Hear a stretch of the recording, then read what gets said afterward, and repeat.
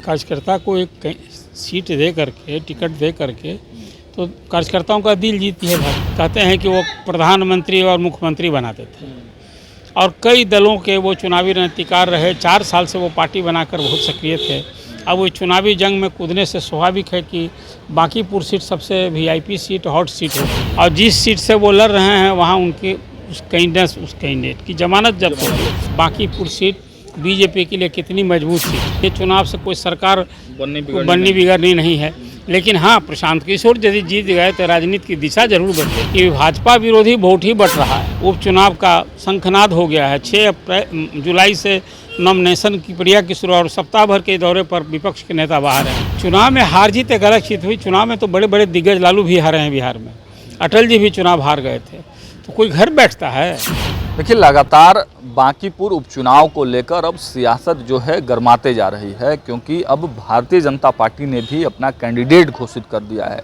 दूसरी तरफ प्रशांत किशोर तो दम्भ भर ही रहे हैं, खूब कैंपेनिंग कर रहे हैं। आज से पदयात्रा भी उन्होंने शुरुआत कर दी। लेकिन भारतीय जनता पार्टी और प्रशांत किशोर के बीच रेखा गुप्ता क्या कर पाएंगी और प्रशांत किशोर किसका वोट काटेंगे, इन सब विषयों पर आज विशेष बातचीत करेंगे। हमारे साथ senior journalist Arun Pandey sir मौजूद हैं। बहुत बहुत स्वागत है सर आपका। धन्यवाद आपको भी। बांकीपुर का रण जो है बड़ा भीषण हो गया है और राष्ट्रीय अध्यक्ष की सीट है, सबकी निगाहें उस पर है। भाजपा ने कैंडिडेट घोषित कर दिया है, बूथ स्तर का एक कार्यकर्ता वहां से कैंडिडेट है। तो क्या लग रहा है, क्या सियासत इस वक्त है? ये देखिए, कार्यकर्ता को एक सीट दे करके, टिकट दे करके तो कार्यकर्ताओं का दिल जीती है भाजपा। पार्टी के राष्ट्रीय अध्यक्ष की वो सीट थी। नितिन नवीन 4 बार जीते थे वहाँ से और पिछली बार तो शानदार जीत हुई थी। कोई 50-51 हज़ार वोट के अंतर से जीते थे। वही रेखा गुप्ता आज कैंडिडेट हैं जो पिछले चुनाव में थी और 52,000 वोट से वो पीछे, उनको 46,000 वोट आया था और नितिन नवीन को 98,000-99,000 वोट आया था। जन स्वराज पार्टी के कैंडिडेट की जमानत जब्त हो गई थी, 7,000 वोट आए थे। अभी चुनाव में आपने ठीक ही कहा कि प्रशांत किशोर का जो चेहरा है, बड़ा चेहरा है और पहली बार वो, अब तक तो कोई चुनाव लड़े नहीं थे, अब तक वो चुनाव लड़ाते थे। कहते हैं कि वो प्रधानमंत्री और मुख्यमंत्री बनाते थे और कई दलों के वो चुनावी रणनीतिकार रहे। 4 साल से वो पार्टी बनाकर बहुत सक्रिय थे। अब वो चुनावी जंग में कूदने से स्वाभाविक है कि बांकीपुर सीट सबसे वीआईपी सीट, हॉट सीट हो गई है। अब ये त्रिकोणीय मुकाबला होगा, ये तय है। और बिहार में राजनीति की 2 धुरी है अभी। एक और जहां एनडीए है अभी बीजेपी के अगुवाई में और दूसरे राजद की अगुवाई में महागठबंधन है। तीसरा कोई एक अपनी मजबूत स्थिति बनाने के लिए ही तो संघर्ष कर रहे हैं और इसी संघर्ष का वो नतीजा था कि 18वीं विधानसभा के चुनाव में जन स्वराज पार्टी सबसे अधिक अकेले 238 सीट के लड़ी थी। कोई सीट पर जीत नहीं मिली, खाता नहीं खुला और जिस सीट से वो लड़ रहे हैं वहाँ उनके उस कैंडिडेट की जमानत जब्त हो गई। माने अधिसंख्य कैंडिडेट की जमानत ही जब्त हो गई थी। 16 लाख वोट मिले थे और एक सीट पर सेकंड थी जन स्वराज पार्टी। अब यहाँ त्रिकोणीय मुकाबले में किसका वोट मिलेगा? मैंने आपसे कहा कि 2 धुरी है। एक को 46,000 वोट है, एक को 98,000 वोट है। 46 और 7 जोड़ भी देते हैं तभी वोट का जो अंतर है वो कितना है, जो आपको सबसे दूना वोट है लगभग। सवाल यही है कि किसका वोट काटेंगे प्रशांत? यही तो मैं आपसे चुनावी, देखिए लोग तो बदले नहीं हैं। चुनाव क्षेत्र वही है, वीआईपी क्षेत्र है, शहरी क्षेत्र है और राजधानी की जो 4 विधानसभा सीट है वहाँ बीजेपी का दबदबा है, शहर का क्षेत्र है। तो इस सहज समझा जा सकता है कि बांकीपुर सीट बीजेपी के लिए कितनी मजबूत सीट है। ये बीजेपी का गढ़ है।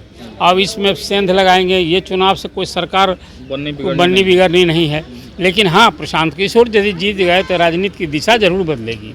और सबसे बड़ा सवाल है कि बिहार में बीजेपी जो पहली बार सरकार बनाई है, पहली बार सीएम मुख्यमंत्री, सबकी प्रतिष्ठा न दांव पर है। अब इसकी अभी तो नॉमिनेशन बाकी है। कल बीजेपी के कैंडिडेट का नॉमिनेशन होगा। 13 तारीख को प्रशांत किशोर करेंगे और इसके पहले राजद के भी कैंडिडेट का नॉमिनेशन होगा। यही तो दृश्य है अभी।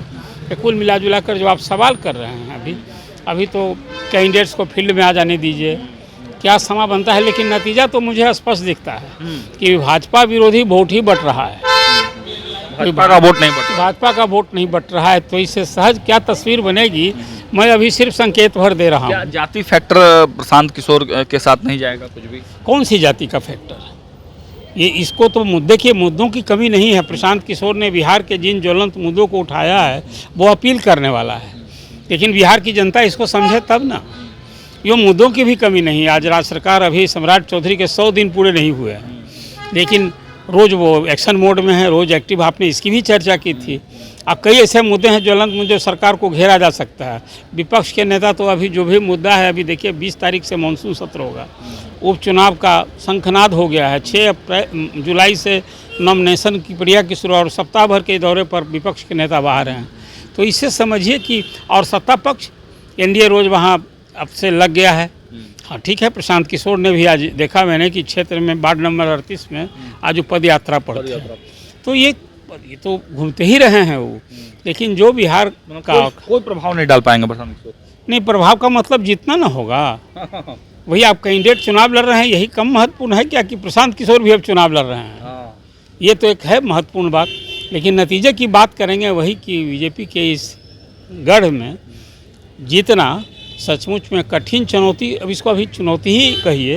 हारने के बाद कैरियर भी समाप्त हो सकता है प्रशांत। देखिए, राजनीति में चुनाव हार तो अपनी जगह है। कहाँ अभी 238 सीट लड़ने वाली पार्टी के नेता घर तो बैठे नहीं।